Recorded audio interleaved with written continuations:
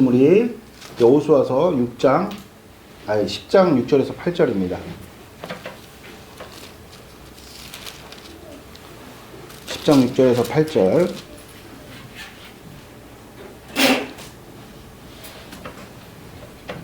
6절에서 8절입니다. 같이 읽도록 하겠습니다. 구약성경 334페이지입니다. 같이 읽겠습니다. 시작. 기브온 사람들이 길갈 진영에 사람을 보내어 여호수아에게 전하되 당신의 종들 돕기를 더디 하지 마시고 속히 우리에게 올라와 우리를 구하소서. 산지에 거주하는 아모리 사람의 왕들이 다 모여 우리를 치나이다 하매 여호수아가 모든 군사와 용사와 더불어 길갈에 올라가니라. 8절도 읽어야죠. 읽겠습니다. 그때 여호와께서 여호수아에게 이르시되 그들을 두려워하지 말라. 내가 그들을 내 손에 넘겨주었으니 그들 중에서 한 사람도 너를 당할 자가 없으리라 하신지라. 아멘.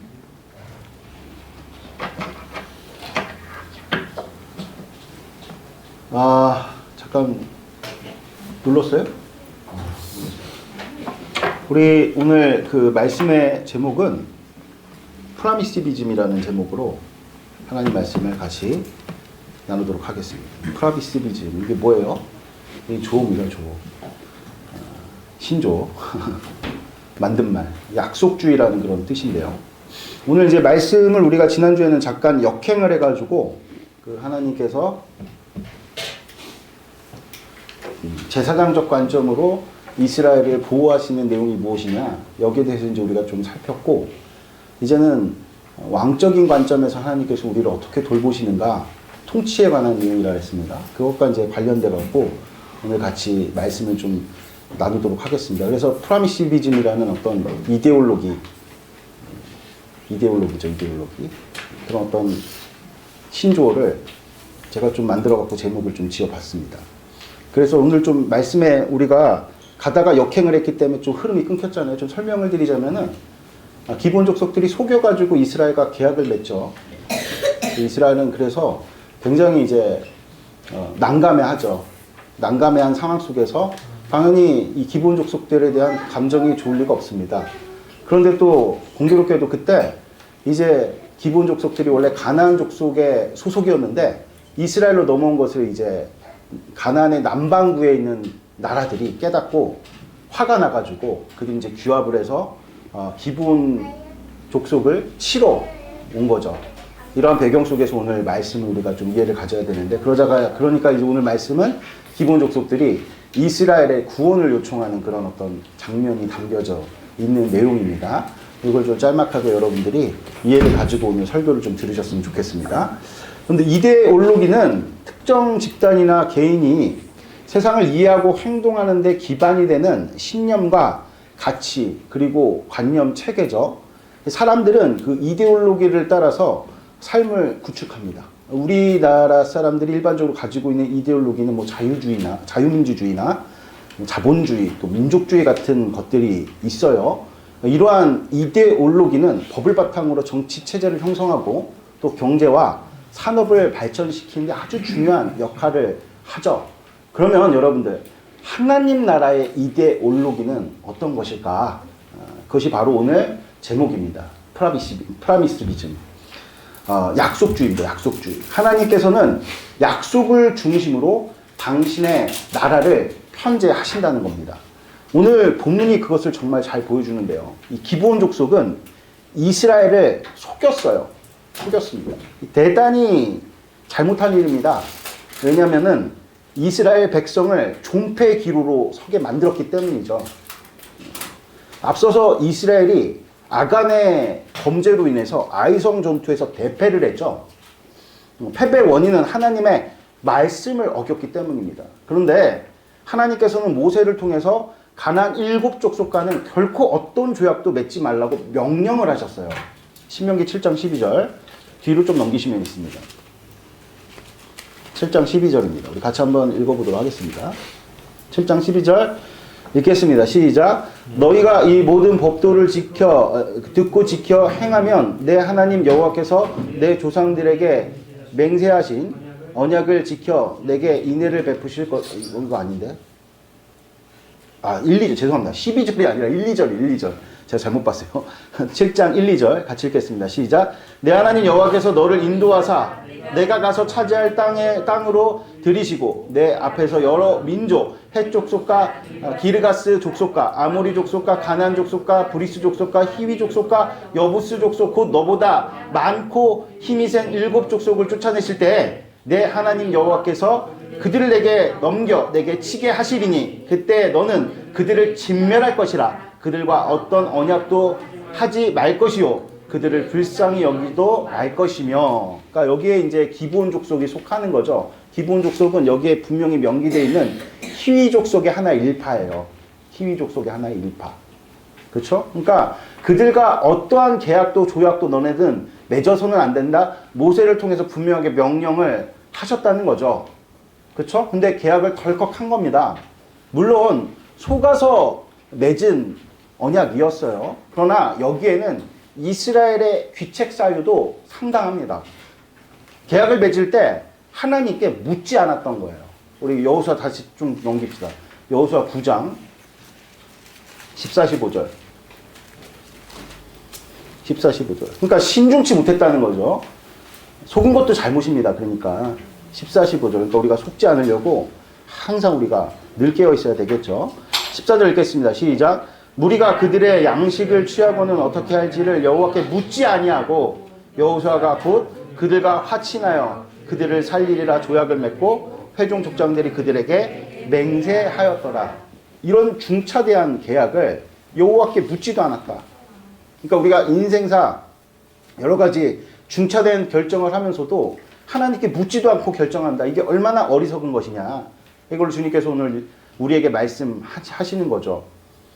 결국 기브온 족속에게 속아서 가나안 족속과 언약을 맺게 되었어요. 그런데 여기에 대해서 하나님께서는 즉각적으로 반응하시지 않으세요. 이 나쁜 놈들아 이렇게 말씀하시지 않는다는 거죠. 왜냐하면 고의가 아니기 때문이에요. 우리 법에서도 확정범하고 과실범은 그 처벌 수위가 확연하게 차이가 납니다. 이스라엘은 악의를 가지고 기브온 족속과 계약을 맺지 않았다는 거죠. 또한 기브온 족속도 방법은 틀렸지만 그들의 진의는 투항하는 거였어요. 투항하는 거. 이에 하나님께서는 각자에게 세컨 찬스를 주세요. 이런 분이세요. 우리 하나님이. 여지가 없지 않다는 겁니다. 여러분들. 아멘? 세컨 찬스를 주시죠. 먼저는 기브온 족속들에게 징벌적 신분을 하달하십니다. 22절 23절 같이 읽어볼까요? 9장 22, 23 같이 읽겠습니다. 시작. 여호수아가 그들을 불러다가 22절 23절입니다. 9장 시작. 여호수아가 그들을 불러다가 말하여 이르되 너희가 우리 가운데 거주하면서 어찌할 심히 먼 곳에서 왔다고 하여 우리를 속였느냐? 그러므로 너희가 저주를 받나니 너희가 대를 이어 종이 되어 다 내 하나님의 집을 위하여 나무를 패며 물을 깃는 자가 되리라 하니. 내 하나님의 집은 성막을 의미하는 거예요. 이런 징벌적 신분을 하달하시죠. 그런데 기브온 사람들은 흔쾌히 이것을 수용했다는 겁니다. 문제는 이제 이스라엘 백성들이에요. 하나님께 묻지 않았다는 것은요, 미필적 고의에 해당하는 범죄예요. 왜냐하면 사무엘 선지자가 기도하지 않는 것이 명백한 죄다 이렇게 밝혔거든요. 기도하지 않으면 망한다는 거 우리 다 알고 있잖아요. 근데도 안 해. 그럼 그것도 범죄죠. 범죄를 우리 너무 많이 저지르는. 그러므로 인간의 도덕률로 볼 때는요, 이스라엘의 과실이 기브온 족속의 죄보다는 약한 것으로 여길 수 있지만 영적인 기준에서 볼 때는 더 심각한 범죄일 수 있다는 거예요. 왜냐하면 이스라엘의 범죄는 하나님과의 관계에 대한 문제이기 때문이죠. 하나님을 상대하는 그런 일이기 때문입니다. 그래서 하나님께서 이스라엘에게 주신 세컨 찬스는 단순하지가 않아요. 그러니까 앞서 기브온 족속들은 그냥 징벌적 신분을 하달했잖아요. 그러니까 징계하신 거란 말이에요. 그런데 이스라엘 백성들은 그렇게 단순하게 주어지지가 않는다는 거죠. 이스라엘로 시험에 들게 하신다는 거예요. 그것이 오늘 본문의 배경인 겁니다. 기브온 족속들이 갑자기 위기에 빠진 거예요. 이렇듯 하나님께서는 때때로 우리에게 우리의 삶 가운데 시험을 허락하세요. 그것은 우리를 넘어뜨리려는 것이 아니에요. 멀어진 하나님과의 관계, 그것을 다시금 돈독하게 세우시기 위한 일환인 것이죠. 할렐루야. 아멘. 그러면 이스라엘로 무엇을 확인하시려고 시험을 허락한 것일까? 그것은 바로 약속에 관한 신의입니다. 얼마나 이스라엘 백성들이 하나님의 약속을 중요하게 생각하느냐, 이걸 알아보시려고 시험을 허락하신 거죠. 그러니까 이스라엘이 얼마나 약속에 대한 그 신의를 드러내는가, 그것을 주님께서 지금 달아보시는 겁니다. 저울에 달듯이요. 이스라엘은 하나님의 대리자예요, 대리자. 그러므로 기본 족속의 계약의 대상이 이스라엘이지만 실질적으로는 하나님과 계약을 맺은 거예요, 기본 족속들은. 무슨 뜻인지 아시겠죠? 그들은 이제 하나님 나라의 일원이 된 겁니다. 할렐루야. 아멘. 그러니까 징벌적 신분도 은혜죠. 은혜요, 아니에요? 은혜죠. 그러니까 하나님 우리 징계하시는 게 은혜요, 아니에요? 은혜입니다. 왜냐하면 우리를 아들로 생각하시기 때문에. 그런데 가나안 족속들이 기브온 족속이 이스라엘로 편입된 사실을 알았어요. 알아찬 거예요. 이 기브온 족속들이 이제 하나님 나라로 넘어갔구나, 이걸 알아차린 겁니다. 그리고는 강팍한 마음을 먹게 돼요. 그들이. 이것이 하나님께서 이스라엘로 허락하신 시험입니다. 자, 우리 한번 찾아볼까요? 여호수아서 11장 20절이요. 11장 20절. 읽겠습니다. 시작. 그들의 마음이 완악하여 이스라엘을 대적하여 싸우러 온 것은 여호와께서 그리하게 하신 것이라. 그들을 진멸하여 갇히게 하여 은혜를 입지 못하게 하시고 여호와께서 모세에게 명령하신 대로 그들을 멸하러 하심이었더라. 그러니까 이 남반구에 있던 이 가나안 땅의 족속들이 강팍한 마음을 가지고 규합을 한 것은 누가 허락하신 거죠? 누가 그들의 마음을 그렇게 강팍하게 만든 거죠? 하나님이 시하는 거예요. 왜? 이스라엘로 시험에 들게 하기 위해서.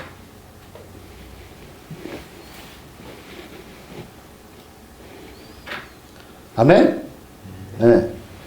그러므로 남쪽에 위치한 가나안의 여러 도시 국가들이 규합하여서 이스라엘로 넘어간 기브온 족속을 공격합니다. 즉시 기브온 족속은 계약에 따라서 이스라엘에게 구원을 요청하죠. 우리가 이제 너희의 나라의 일원이 되었으니 너희들이 우리를 지켜줘야 되지 않겠냐, 구원을 요청합니다. 그런데 기브온 족속에 대한 이스라엘의 감정은 어땠을까? 졸리가 만무하죠. 속여서 지금 들어온 자들이란 말이에요. 그렇죠? 안 그래도 눈에 가시거리인데 사고도 친 거야. 그렇지 않아요? 그러니까 우리가 막 같은 일원인데 막 아끼고 사랑스럽고 그런 사람에게 공공함이 빠지게 됐을 때는 우리가 막 도와주고 싶죠. 근데 맨날 뭐 공동체 내에서 불화 일으키고, 그죠? 눈에 가시거리고 이런 사람들이 공공함에 탁 겪게 되면은 우리는 어떤 생각부터 들죠? 아이고 꽃이다. 아이고 뭐 잘됐네. 이런 마음 들지 않을까요, 여러분들? 이스라엘도 그런 마음을 가지지 않았을까? 그런 마음을 가졌다는 것이 성경의 요소유에 굉장히 많이 나와 있어요. 그 중에 대표적인 것이 훗날 사울 왕이 이 기브온 족속에 대한 이스라엘의 앙금이 있다는 것을 정치적으로 이용을 해갖고 기브온 족속들을 어떻게 합니까? 굉장히 많이 사륙합니다. 그럴 정도로 이스라엘 백성들의 기브온 족속들을 향한 그 미움이 되게 컸다는 이야기인 거죠. 그만큼 이제 기브온 족속에 대한 감정의 골이 깊었는데, 그런데 여호수아와 그의 군대는 기브온 족속의 구원 요청에 대해서 즉시 응답을 했다는 거예요. 감정이 안 좋았으려면은 여러분들 당대에 더 안 좋았겠어요? 아니면 후대 사람들이 더 안 좋았겠어요? 우리가 보니까 일본에 우리가 점거를 당했을 때, 그쵸? 그때 당시에 우리의 조상들이 더 기분이 안 좋았을까? 아니면 우리가 더 기분이 안 좋았을까? 모르겠어요. 사실 우리가 더 안 좋은 것 같다는 생각이 좀 들기도 하는데, 어쨌든 그때 사람들이 더 우리가 상식적으로 생각했을 때 더 괘씸하지 않았겠어요? 그렇잖아요? 예? 그럼에도 불구하고 그러한 구원 요청에 즉시 응답을 했다는 거예요. 그리고 본거지였던 길갈에서 기브온으로 바로 진군을 해요. 이게 뭡니까? 시험을 통과한 거예요. 그들은 나쁜 감정을 앞세우기보다 약속에 대한 신의를 드러낸 거죠.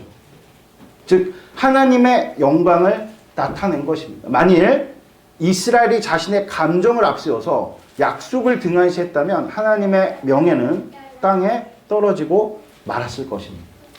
이 땅에서 하나님의 영광을 드러내는 유일한 통로가 무엇이냐? 그게 약속이에요. 하나님께서는 약속을 통해서 당신의 영광을 드러내십니다. 다시 말해서 약속하신 것을 이루신 것으로 하나님이 누구신지를 나타내신다는 겁니다. 할렐루야. 하나님 약속하셨으면 어떻게 하십니까? 반드시 이루시죠. 아멘. 비록 이스라엘 백성들이 부주의하여서 맺은 언약이지만 그것은 엄연히 법적인 효력이 있는 약속인 것입니다. 여기에 대해서 어떤 자세로 임하는가? 그것이 하나님께서 이스라엘을 바라보신 시험인 거죠. 다행히 여호수아와 그의 군대는 그 시험을 통과했습니다.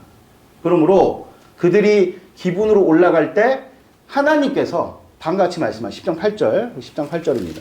이거 우리가 읽었던 건데요. 같이 읽겠습니다. 시작. 여호와께서 10장 8절, 죄송합니다. 10장 8절. 같이 읽겠습니다. 시작. 그때 여호와께서 여호수아에게 이르시되 그들을 두려워하지 말라. 내가 그들을 내 손에 넘겨 주었으니 그들 중에서 한 사람도 너를 당할 자가 없으리라 하신지라. 아멘.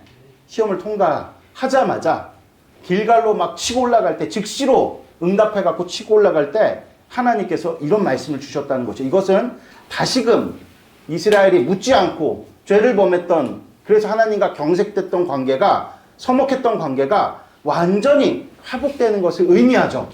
여러분, 영적 침체가 있습니까? 혹은 하나님과의 관계가 여러 가지 문제로 인해서 악화되었다 판단되어지시는 분들 계세요?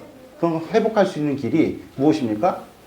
하나님께서 우리에게 주신 그 약속에 대해서 예민하게 반응하는 것. 아멘? 하나님 또 그런 기회를 우리에게 주십니다. 할렐루야? 아멘? 히브리서 1장 3절 말씀 우리 같이 한번 보겠습니다. 히브리서 1장 3절. 같이 읽겠습니다. 시작. 이는 하나님의, 이 신약성경 353페이지입니다. 353페이지 같이 읽겠습니다. 시작. 이는 하나님의 영광의 광채시여 그 본체의 형상이시라.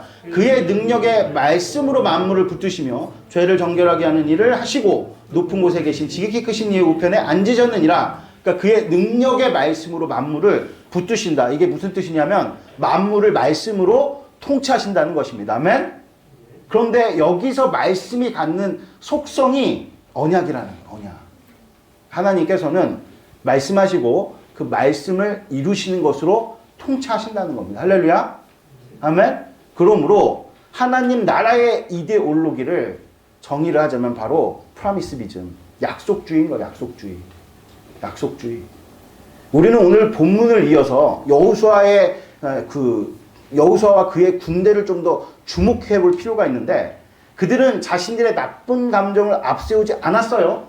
냉철하게 그들과 맺은 약속, 그러니까 기본 족속들과 맺은 약속에 집중한 거죠. 그 얼마나 그 집중도가 높았냐면은 한번 9절 보실래요?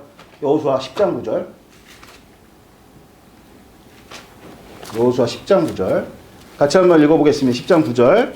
읽겠습니다. 시작. 여호수아가 길갈에서 밤새도록 올라가 갑자기 그들에게 이르니. 얼마나 그 약속에 대해서 집중을 했냐면 그들이 진군했잖아요. 근데 그 진군이 적들에게 기습으로 느껴질 정도였던 거예요. 야, 이렇게나 빨리 구원하러 온다고? 말도 안 된다. 그쵸? 그러니까 가나안 족속들이 이렇게 규합을 한 데는 이스라엘 백성들이 기본 족속과 어떻게 계약을 맺었는지에 대한 어떤 과정을 알았을 가능성이 큽니다. 항상 적들 간에 이렇게 간첩들 보내잖아요. 그렇죠? 스파이들 보내잖아요.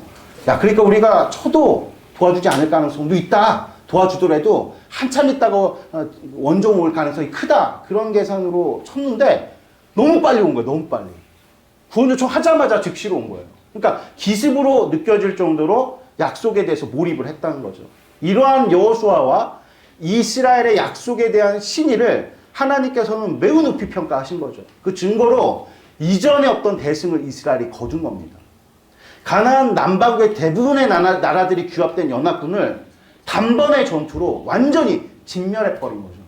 그때 하나님께서 큰 우박을 내리셔서 칼로 죽은 사람들보다 더 많은 사람들이 그 하나님께서 내리신 우박에 맞아 죽었다는 겁니다. 심지어 여호수아가 태양아 멈춰라 명령한 것을 하나님께서 들으시고 실제 태양을 멈추셨죠. 우리 11, 12절 읽겠습니다. 시작.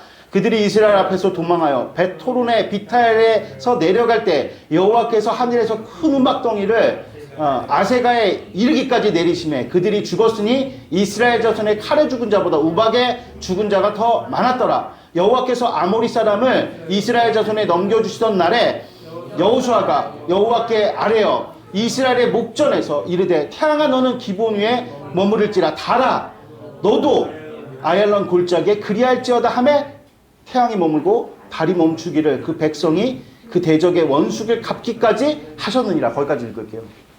놀랍죠 여러분들? 태양하고 달이 멈춰버려. 그게 무슨 뜻입니까? 과학적으로 우리가 좀 생각을 해보면 지구 자전이 멈춘 겁니다. 그 일이 일어났는지에 대해서는 신학자들 간에 굉장히 많은 논쟁이 있습니다. 그러므로 이스라엘은 단일 전투에서 가나안 남반구의 거의 모든 나라를 진압할 수 있었습니다. 대승이죠, 대승. 이것이 약속을 지켜 하나님의 명예를 드높인 결과입니다. 하나님 나라는 철저히 약속주의를 추구합니다. 왜냐하면 그것이 하나님 나라를 지배하는 이데올로기이기 때문이에요. 이것은 지금도 마찬가지예요. 그럼 우리는 하나님께서 주신 약속, 그 말씀에 창념을 해야 되는 거예요, 여러분들. 아멘? 우리가 맨날 그래서 말씀 읽기 하자 그러는 거예요, 여러분들. 뭘 알아야 약속에 창념을 할 거 아니에요, 여러분들. 그냥 대충, 야, 이게 하나님의 약속일 거야. 그럼 거기에 대한 확신이 생깁니까, 여러분들? 말씀을 우리가 늘 묵상하면서 깨달을 때 거기서 여러분들 그런 확신의 마음이 생기는 거 아니겠어요? 그러니까 기회가 삶 가운데 와도 말씀에 대해서 멀어져 있으면 그 기회를 잡을 수가 없어요, 여러분들. 말씀을 붙드신 여러분 되시길 축복드립니다. 아멘. 우린 여호수아 군대처럼 많은 상황에서 실수합니다. 또한 기본 족속처럼 연약하여서 정도를 걷기보다는 편법을 이용해서 우리 안위를 확보할 때도 너무나도 많죠. 그럼에도 불구하고 하나님께서는 우리에게 언제나 세컨 찬스를 주신다는 거예요. 우리도 잘 따르고 싶잖아요. 그게 우리의 진이잖아요. 근데 잘 안 되는 거. 그런 공동함을 주님께서 아신다는 거예요. 그래서 은혜를 베푸시는데 그 은혜의 성질이 무엇이냐? 세컨 찬스예요. 세컨 찬스. 근데 우리는 뭐 항상 완성품을 바래. 완성품은 그냥 일시적으로 여러분들 우리에게 유용한 거지. 진짜 중요한 거는 기회를 잡아가지고 물고기 잡는 법을 배우는 거죠. 아멘? 그러므로 하나님께서 우리에게 베푸시는 은혜는요, 두 가지로 정리가 돼요. 첫째는 무엇이냐? 징계. 히브리서 12장 6절입니다. 히브리서 12장 6절. 자, 같이 한번 읽어보도록 하겠습니다. 12장 6절. 시작. 내 아들아 주의 징계하심을 경히 여기지 말며. 다시 한번 읽겠습니다. 잠깐만요. 6절인데 제가 5절부터 읽었네요. 이게 하나의 인용 구절이어서 다 같이 읽을게요. 그냥. 내 아들아 주의 징계하심을 경히 여기지 말며 그에게 꾸지람 받을 때 낙심하지 말라. 주께서 그 사랑하시는 자를 징계하시고 그가 받아들이시는 아들마다 채찍질 하심이라. 아멘. 하나님께서는요, 우리 죄를 깨닫게 하십니다. 뿐만 아니라 그 죄에서 돌이키게 하시죠. 그럼 깨닫게 하시는 것은 말씀이지만요, 그 죄로부터 돌이키는 것은 징계가 이루는 거예요. 징계가. 그러니까 우리가 아이들을 징계 안 하는 것도 여러분들 이게 직무유기입니다. 그냥 말만 해서 꾸짖는 것이 아니라 징계를 해야 돼요. 징계를. 그래서 악에서 돌이키게 해야 됩니다. 돌이키게 해야 됩니다. 기본 족속이 징계를 받음으로 후에는 어떻게 됐죠? 그들은 징계했을 때 우리가 왜 종이 돼야 돼? 우리가 가나안 족속 중에서도 굉장히 똑똑한 민족들이었고 가나안 족속들이 우리를 얼마나 대우해 줬는지 알아? 우리는 또 힘센 민족이야. 우리가 전쟁도 얼마나 잘하는 줄 알아? 그러니까 그에 합당한 대우를 해줘야지. 이딴 식으로 나왔으면은 바로 진멸당했겠죠. 근데 어떻게 했습니까? 받아들였다는 거야. 받아들여. 징계를 수용할 수 있는 마음. 그랬더니 징계를 수용했더니 어떻게 됐느냐? 거룩해져서 오직 레위인들만 허락된 성전 봉사의 일을 감당하는 자들이 되었어요. 그들이 얼마나 열심을 했던지 따라서 기브온이 종교의 중심지가 됐어요. 종교의 중심지. 그 유명한 솔로몬의 1000번제가 어디에서 드려졌느냐? 기브온에서 드려졌어요. 여러분. 길갈도 아니고 세겜도 아니고 기브온에서 드려졌다고. 또한 훗날에 이 기브온 족속들이 제2성전을 건축하는 주역들이 됩니다. 아멘? 그러니까 징계가 우리 삶 가운데 얼마나 큰 역할을 하고 있는지 아시겠죠, 여러분들? 할렐루야? 아멘? 이렇듯 징계는 우리를 더욱더 거룩하게 만듭니다. 두 번째 은혜는요, 우리 가운데 어떻게 표현이 되느냐? 하나님께 영광을 돌릴 수 있는 기회로 주어진다는 거예요. 그 기회는 오늘 우리가 살핀 것처럼 약속에 대한 신실함을 드러내는 거죠. 하나님께서는 우리 믿음을 분명하게 달아보십니다. 아멘? 우리 믿음을 달아보시는 시험을 우리에게 주신다는 거예요. 이 같은 시험은 우리를 넘어뜨리기 위함이 아닙니다. 도리어 우리가 가진 연약함을 강함으로 혹은 죄가 일으키는 악을 선으로 바꾸시기 위함이에요. 여러분 이거 믿으시기 바랍니다. 할렐루야. 아멘. 그러므로 우리는 할 수만 있으면 약속에 창념해야 돼요. 그리고 하나님께서 은혜를 베푸실 때, 즉 우리의 믿음을 달아보실 때 여호수아와 그의 군대가 간 길을 따라야 되는 겁니다. 할렐루야. 나의 감정, 나의 생각 혹은 판단을 앞세우기보다 하나님이 세우신 약속에 대한 신실함을 드러내야 되는 거예요. 그럴 때 하나님께서 영광을 받으십니다. 동시에 하나님의 통치가 우리 삶에 임하게 된다는 거예요.